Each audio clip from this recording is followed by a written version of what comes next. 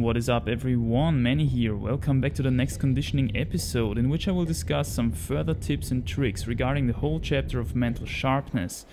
The background footage of this talk is taken at another quite cool sector of Leonidio called La Maison des Chèvres from a pretty successful climbing day actually. I could send that beastie bouldery 8B project on which I cut open my thumb, leading to the recent rest day Q&A. And since everything else was wet, I thought why not have a little checkout go in Leonidio's current boss enemy, 9A, called Capricorn.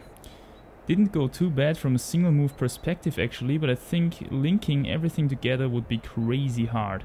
But see yourself. So from the four most important internal factors, body weight, mental sharpness, restedness and special substances, I picked mental sharpness to elaborate on in the last conditioning episode, and I talked about how nutrition influences this factor, with the conclusions being that one should run on carbs as much as possible and there should be no heavy meals before the critical attempt, ideally an easily digestible breakfast and so on and so forth. But mental sharpness during a limit attempt, whether it's a red point, on-site or flash, depends on a quite few more things, which are not really nutrition related in my experience. One very important thing I want to mention in this context is sleep. You have to get your sleep in. Late nights are one of the biggest killers of high performance on the next day. And to get a bit more specific here, the first one or two attempts seem to be not affected so much, but if I didn't get enough sleep, there will be a significant sudden drop in my performance at some point during the day, and I will get tired as if my body wanted to catch up on some sleep. In some rare cases I had a nap of 1 or 2 hours at the crag and it was quite okay afterwards, but that's certainly not ideal because then you have to warm up again and all that kind of hustle. Also, from a training perspective, sleep is very important if you want to make some serious gains. And to get more concrete here, for me a good dose of sleep means at least 8 or 9 hours and going to sleep at 10 o'clock in the evening or before that. As an orientation, you should wake up fresh and energized in the morning, and it should be a sudden wake up, you know, no everlasting transitioning period from asleep to awake, if you know what I mean, and all that without the use of coffee or other stimulants. We're gonna talk about these in a special substances episode.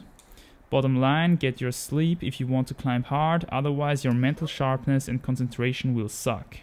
Another big thing which you can do in the minutes before and even during the critical attempt is controlling your breath, controlling your breathing. Try to pay attention to your respiration. Breathe deeply and constantly before and for as long as possible during your attempt, and your consciousness will operate on a whole new level, at least if you haven't tried it before. Your brain needs oxygen to work well, and a lot of it, especially in extreme situations. You have to make sure it's adequately supplied, and this becomes harder and harder as the attempt goes on and muscles compete for oxygen more and more. While oxygen becomes a scarce commodity, lactic acid levels rise, inducing even more brain fog. So you want to make sure you keep the oxygen levels up for as long as possible, therefore you should start oxygenizing your body actively already 5 minutes or so before your attempt even starts, by breathing deeply and constantly, and you should keep this up for as long as possible during your climbing. Bottom line, breathing is very important for mental sharpness during an attempt. Pay attention to it, and by the way, this also helps a lot against fear of falling. Try it out. The next thing I want to mention here is hydration. Somehow all the oxygen and sugar has to reach your brain and your muscles, and therefore your vascular system has to work properly. It can only do so when your body is adequately hydrated. Now this is a bit of a double-edged sword, because as we discussed in the bodyweight chapter, water is also quite heavy. So if I was you, I wouldn't smash in a half a liter right before your attempt starts. Rather, always have a tiny sip after you come down from an attempt, and remember, always take a piss before you start the next one. One of the advantages of being a high carber is that physical activity will set free a lot of oxidative water due to the burning of those carbohydrates inside of your body. So especially at the beginning of your session, you actually don't have to drink that much, at least in my experience. But I want to say that this of course depends also on external conditions like temperature and humidity. On a hot day you will need more water than on a cold one because you will lose more through your skin.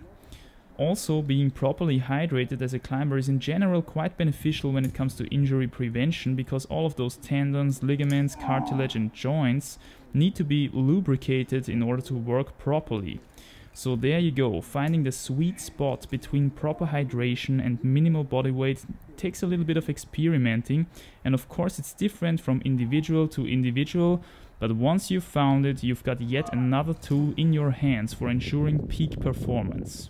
And the final tip I've got for you regarding mental sharpness is visualization. If you want to make sure that you will execute your beta perfectly and fast during the attempts, you have to visualize yourself climbing the route actively in between your attempts. A lot of climbers don't do that because it takes additional effort, and let's be honest, the attempts themselves are exhausting enough. But climbing the route in your head over and over again will make you move faster and more flawlessly during the next attempt.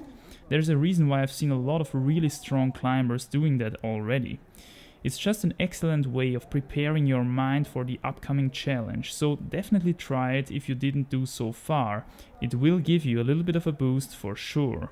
And by the way, this is also extremely important if you are preparing for a hard onsight or flash attempt. On the onsight, visualize the beta you assume might be right, and on the flash, learn the right beta perfectly. Adam Ondra seems to have mastered this pretty well. Somewhere I read he visualizes beta sometimes for hours before the actual attempt. So there you go, my last tip for optimal mental sharpness is visualization. So let's quickly sum this up. Here are my top tips ensuring mental sharpness one more time. Run on carbs, light meals before critical attempts, sleep, breathing, hydration, and finally visualization. It's really hard to tell which one of these is the most important, and this might also depend quite a lot on the individual, its personal weaknesses and strengths. So definitely experiment around a bit to find out what type of climber you are. And with this advice I want to finish this conditioning episode about mental sharpness. I hope you've got something from it. Don't forget to drop some likes and comments if you did. Thank you all for your attention, and I'll see you in the next episode. Bye!